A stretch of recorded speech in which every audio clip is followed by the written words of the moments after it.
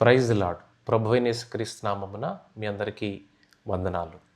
యేసు కోరిన సంఘము అనే కార్యక్రమానికి స్వాగతం. ఈ కార్యక్రమంలో ఈరోజు మొదటి అంశముగా మనము లైట్స్, వెలుగును గూర్చి మనం తెలుసుకుందాం. మనం వెళ్ళేటువంటి రెగ్యులర్ చర్చెస్లో మనం లైట్స్ చూస్తూ ఉంటాం. కొన్ని చర్చెస్లో 2 ట్యూబ్ లైట్స్ ఉంటాయి, కొన్ని చర్చెస్లో 4 లైట్లు ఉంటాయి. అంటే అక్కడ ఉన్నటువంటి జన సంఖ్యను బట్టి, అక్కడ ఉన్నటువంటి ప్రదేశాన్ని బట్టి మనం లైట్స్ని ఫిక్స్ చేస్తూ ఉంటాం. కానీ నేను కొన్ని చర్చెస్కి వెళ్ళినప్పుడు అక్కడ డీజే లైట్స్, డిస్కో లైట్స్ లాంటి కొన్ని లైట్స్ ఉన్నాయి. మనం ఆరాధన చేసేటప్పుడు ఆ రంగురంగుల లైట్లు, RGB lights, red, green, blue, multi colours, ఈ లైట్స్ మన కంటిని తాకుతూ ఉంటాయి. ఆరాధన మనం కన్నీటితో ఆరాధించేటప్పుడు ఆ వెలుగు, ఈ ఎలక్ట్రానిక్ లైట్స్ యొక్క వెలుగు మన కళ్ళను తాకుతూ ఉంటుంది. కానీ ఈ లైట్స్ ఉండడం వాక్యానుసారమా? మందిరంలో, దేవుని మందిరంలో ఈ లైట్స్ లేకపోతేనే అది నిజమైన చర్చ, ఈ లైట్స్ ఉండటే నిజమైన చర్చ అనేది ఇందులో ఉన్నటువంటి చర్చ కాదు. కానీ ఈ లైట్ కంటే ప్రాముఖ్యమైనటువంటి లైట్ మీరు వెళ్ళేటువంటి చర్చిలో, మీరు వెళ్ళేటువంటి సంఘములో ఉండాలి. సో ఈ లైట్లు అన్నిటికంటే పవర్ఫుల్ లైట్స్ ఇంకొక 2 లైట్స్ ఉన్నాయి. దాన్ని మనం వాక్యంలో నుంచి మాత్రమే చదువుకుందాం. వాక్యంలో నుంచే చదువుకుందాం. ఆదికాండము మొదటి అధ్యాయము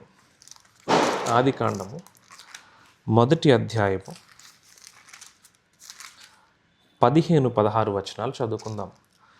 భూమి మీద వెలుగునిచ్చుటకు అవి ఆకాశ విశాలమందు జ్యోతులయ్యుండునుగాక అని పలికెను.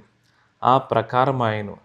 దేవుడు ఆ 2 గొప్ప జ్యోతులను, అనగా పగటిని ఏలుటకు పెద్ద జ్యోతిని, రాత్రిని ఏలుటకు అనగా చిన్న జ్యోతిని, నక్షత్రములను చేశాను.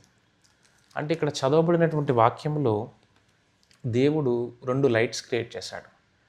ఈ మొదటి లైట్ మనకున్నటువంటి నవగ్రహాలు అంటాము, ఉన్నటువంటి గ్రహాలన్నిటికీ కూడా, భూమితో సహా అన్నిటికీ వెలుగునిస్తూ ఉన్నది. అంటే అంత పవర్ఫుల్ లైట్ ఆయన ఒకటి తయారు చేశాడు. ఆ లైట్ కాకుండా రాత్రికి మరలా ఇంకొక లైట్ దేవుడిచ్చారు.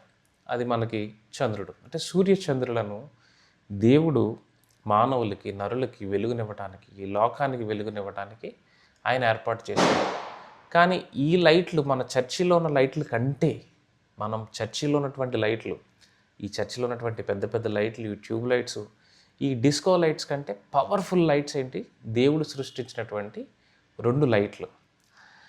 వీటికి కామన్గా, అంటే ఫిజికల్గా వెలుగునిచ్చేటువంటి గుణం ఉంది, కానీ మన యొక్క హృదయములో వెలుగుని నింపలేదు. అంటే మన హృదయానికి వెలుగునివ్వలేదు. కనుక ఈ లైట్స్ కంటే ప్రాముఖ్యమైన లైట్ దగ్గరికి మనం చేరాలి. మనము ఇంకొక వచనాన్ని చదువుకుందాం. అపోస్తల కార్యాలు 9వ అధ్యాయం 3వ వచనం. అతడు ప్రయాణము చేయుచు దమస్కు దగ్గరికి వచ్చినప్పుడు అకస్మాత్తుగా ఆకాశము నుంచి ఒక వెలుగు అతని చుట్టూ ప్రకాశించెను. అప్పుడు అతడు నేల మీద పడి, సౌలా సౌలా, నీవేళ నన్ను హింసించుచున్నావని తనతో ఒక స్వరము పలుకుట ఆయన వినెను. అంటే ఒక చెడ్డవాడైనటువంటి సౌలు దేవుని బిడ్డలను చంపడానికి ఆయన బయలుదేరినప్పుడు అకస్మాత్తుగా, అంటే ఒక్కసారిగా ఆకాశం నుంచి ఒక వెలుగు అతని చుట్టూ ప్రకాశించెను. ఇలాంటి వెలుగు మన మందిరాల్లో కావాలి. అంటే చెడ్డగా ఒకవేళ మనలో చెడు ఉంటే ఆ చెడును సంహరించడానికి, ఆ చెడును తొలగించడానికి మన మందిరాల్లో ఉన్నటువంటి లైట్స్, మన మందిరాల్లో ఉన్నటువంటి డీజే లైట్స్ ఎందుకు పనికిరావు. అలాగే సూర్యచంద్రులు కూడా మన యొక్క హృదయంలో ఉన్నటువంటి చీకటిని తొలగించలేరు. దేవుని యొక్క వెలుగు మీరు వెళ్తున్నటువంటి మందిరాలలో, నేను వెళ్తున్నటువంటి మందిరంలో ఉండాలి. అలా ఉన్నప్పుడు ఆ వెలుగు మనల్ని దర్శించి, ఆ వెలుగులో ఉన్నటువంటి దేవుని స్వరం మనకు వినిపిస్తుంది. ఎందుకంటే వాక్యమే దేవుడై ఉన్నాడు. ఆ వాక్యమే వెలుగుగా లోకానికి వచ్చి ఉన్నాడు. కనుక సౌలు లాంటి వ్యక్తులను వెలుగు రూపంలో దేవుడు దర్శించాడు. ఆరాధన చేసేటప్పుడు మీ మందిరాలలో, మన మందిరాలలో లైట్స్ ద్వారా వచ్చేటువంటి కాంతి మన బ్రతుకుని మార్చలేదు, కానీ దేవాది దేవుడి నుంచి వచ్చినటువంటి ఆయన వెలుగు మాత్రమే మన బ్రతుకులను మార్చగలదు.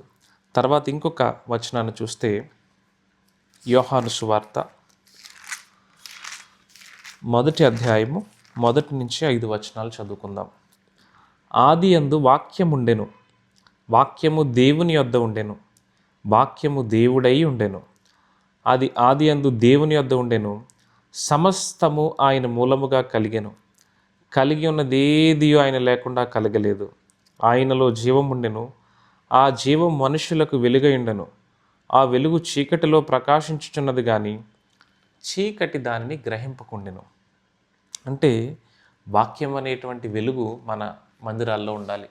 మన మందిరాల్లో కొన్ని చిన్న మందిరాలు, పూరి గుడిసెలు ఉంటాయి. ఆ మందిరాల్లో ఒక్క లైట్ కూడా లేకపోవచ్చు, కానీ వాక్యం అనే వెలుగు ఉండాలి. కొన్ని మందిరాల్లో వందల లైట్స్ ఉండొచ్చు, చాలా కాంతినిచ్చేటువంటి చాలా బ్రైట్నెస్ ఇచ్చేటువంటి లైట్స్ ఉండొచ్చు, కానీ అక్కడ వాక్యం అనే వెలుగు లేకపోతే మనలో ఉన్నటువంటి చీకటి ఎప్పటికీ పోదు. యేసు కోరిన సంఘము అనే ఈ కార్యక్రమంలో మనం గ్రహించాల్సింది, యేసు కోరిన సంఘంలో ఈ లైట్లు ఉన్నా లేకపోయినా పర్వాలేదు, కానీ మనుషులు వాడేటువంటి ఎలక్ట్రానిక్ లైట్స్ ఉన్నా లేకపోయినా పర్వాలేదు, కానీ వాక్యం అనే లైట్ ఖచ్చితంగా ఉండాలి. వాక్యం అనే లైట్ లేకపోతే మన జీవితాల్లో వెలుగు ఎప్పటికీ రాదు. తర్వాత ఒక మనిషిని తీసుకుందాం, చిన్న ఉదాహరణగా తీసుకుందాం. ఒక మనిషిని ఒక చీకటి గదిలోకి వేసి చిమ్మ చీకటి మాట, ఇంక అందులో వెలుగు ఏమాత్రము లేదు, అలాంటి గదిలోనికి మనం ఒక సింహాన్ని పంపిస్తే ఆ మనిషి ఆ సింహ గర్జన వింటాడు. అది ఎక్కడుందో తెలియదు, దాని నుంచి ఎలా తప్పించుకోవాలో తెలియదు, భయపడుతూ ఉంటాడు. అదే సమయంలో అదే గదిలో ఒక పాము కూడా ఉందనుకోండి, ఆ పామును కూడా గుర్తించలేడు. ఎందుకంటే నడక అడుగు వేస్తే పాము కాటేస్తున్న భయం ఉంటుంది, ఇంకొక పక్కకి వెళ్తే సింహం తనని తినేస్తుందేమో అనేటువంటి భయం ఉంటుంది. ఆ సమయంలో అతనికి తప్పించుకోవడానికి మొట్టమొదట మార్గం అయితే కావాలి, కానీ ఒక వెలుగు కావాలి. ఆ వెలుగుంటే శత్రువు ఎటు పక్కన ఉన్నాడో తను గుర్తించగలడు. ఇటువైపు ఒక సింహం ఉన్నది, ఇటువైపు ఒక పాము ఉన్నది, నేను ఈ రెండు వైపులా కాకుండా వెనక నుంచి పారిపోవాలని తను గుర్తించగలుగుతాడు. ఈ చీకటి ప్రపంచంలో, అంటే మన చుట్టూ ఉన్నటువంటి ప్రపంచం అంధకారముతో నిండి ఉన్నది. ఇలాంటి ప్రపంచంలో మనము వెలుగు చీకటిని వేరుపరచడానికి మనకు కావలసినటువంటి ముఖ్యమైనది లైట్ అంత ముఖ్యమైనది. కాబట్టి ఇంకొక వచనాన్ని మనం చదువుకుందాం, లైట్ ఎందుకు ప్రాముఖ్యమో. కీర్తనలు 119, 105 వచనాలు మనం చదివితే, నీ వాక్యము నా పాదములకు దీపమును నా త్రోవకు వెలుగునై ఉన్నవి. అంటే దేవుని వాక్యం అంటే మన పాదములకు దీపము, నా త్రోవకు వెలుగునై ఉన్నవి. అంటే ఆయన వాక్యాన్ని మనం ధ్యానించినప్పుడు మన పాదాల కంటే రాత్రివేళ మనం నడిచేటప్పుడు మన చేతిలో ఒక లైట్ ఉన్నట్టుమాట.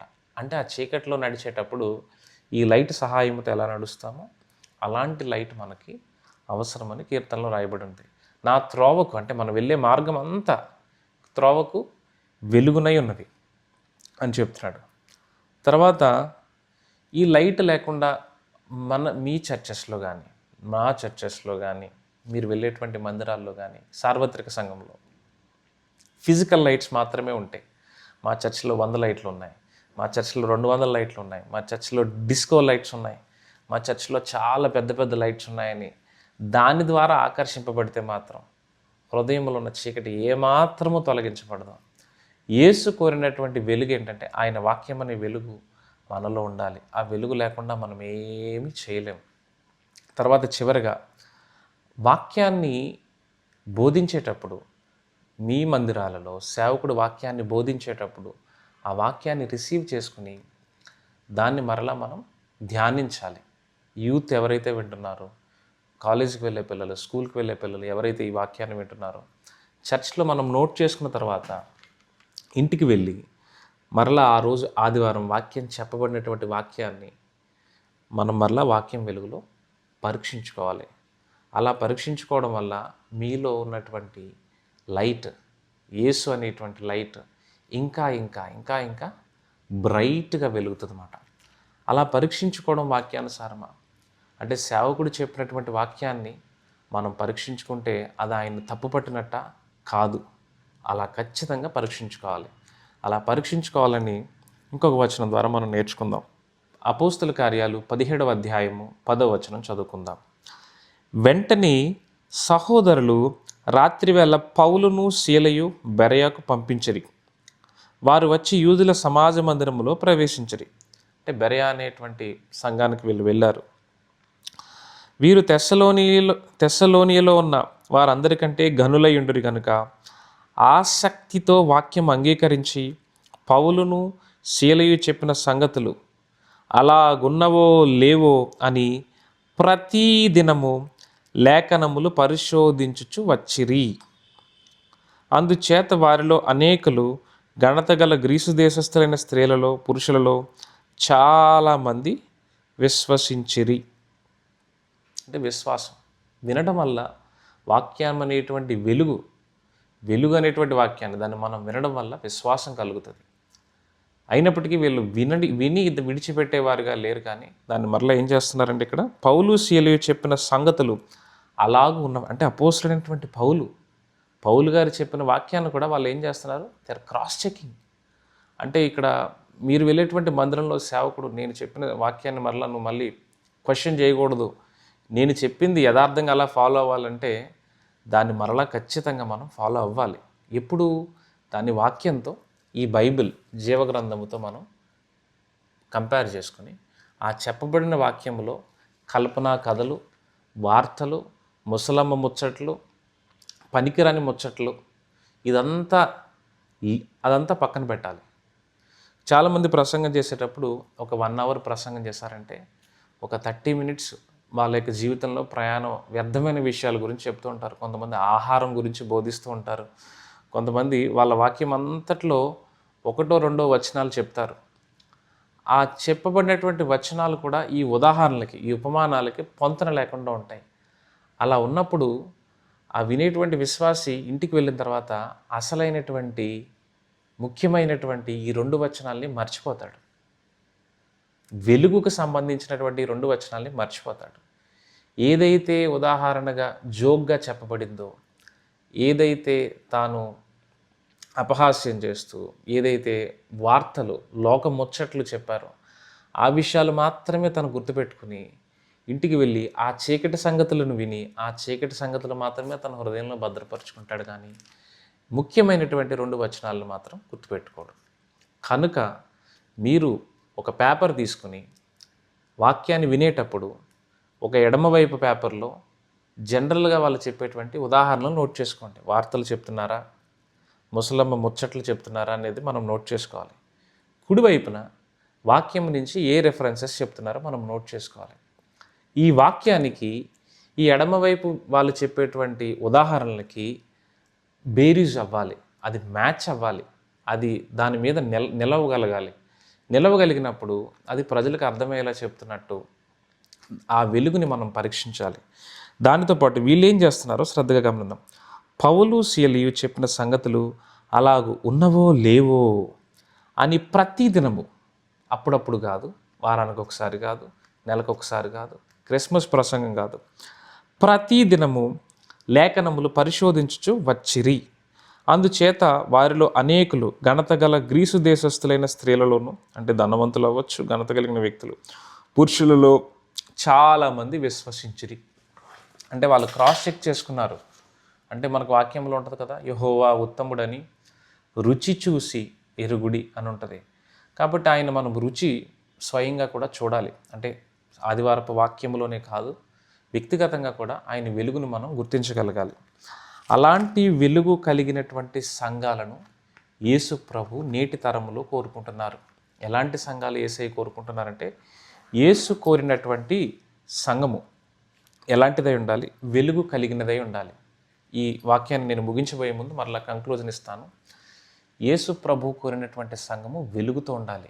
ఆ వెలుగు సూర్యచంద్రులు కాదు, ఆ వెలుగు మనకున్నటువంటి ట్యూబ్ లైట్స్ కాదు, ఆ వెలుగు డిస్కో లైట్స్ కాదు, ఆ వెలుగు వాక్యం అనే లైట్. ఆ లైట్ని మనం రిసీవ్ చేసుకోగలగాలి. ఆ లైట్ని మనము లేఖనాలను మనం పరిశోధించగలగాలి. అలాంటి సంఘముగా మీ సంఘము, మీరు వెళ్ళేటటువంటి సంఘము, నేను వెళ్ళేటువంటి సంఘము ఉండునుగాక. ఈ సార్వత్రిక సంఘం అంతా అలాంటి లైట్తో నింపబడాలి, ఈ ఎలక్ట్రానిక్ లైట్స్తో కాదు. కాబట్టి సార్వత్రిక సంఘాన్ని బట్టి మనం ఒక చిన్న ప్రార్థన చేద్దాం. ప్రేమ నమ్మకము కలిగినటువంటి దేవా, మాకు లైట్స్ని నీవు ఇచ్చావు ప్రవ్వా. ఆది కాండములో సూర్య చంద్రులను నక్షత్రములను నీవు జ్యోతులుగా మాకు ఇచ్చావు. భూమి మీద మాకు ఎలక్ట్రానిక్ లైట్స్ ఇచ్చావు. ఈ లైట్స్ మాలోనే ఉన్నటువంటి చీకటిని తొలగించలేవు. సార్వత్రిక సంఘములో నీ వాక్యం అనే వెలుగుండాలి. అటువంటి వెలుగుతో నింపి చీకటికి ఏమాత్రము చోటు లేకుండా సంపూర్ణమైన వెలుగుతో మీరు నింపమని, సహాయము చేయమని ఈ చిన్ని ప్రార్థన యేసు పాదములు చెంత పెట్టి వేడుకొనుచున్నాము తండ్రి. ఆమెన్. మరొక ఎపిసోడ్లో కలుసుకుందాం. Praise the lord.